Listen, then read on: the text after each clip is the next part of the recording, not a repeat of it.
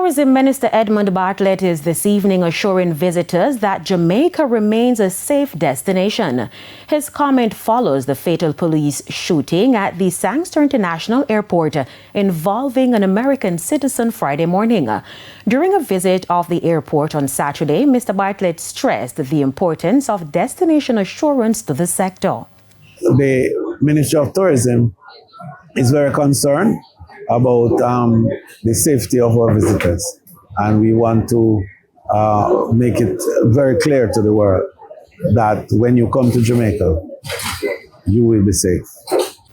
The tourism minister said safety systems are crucial in protecting Jamaica's tourism destination. He added that the cost of enabling those systems can sometimes be lethal.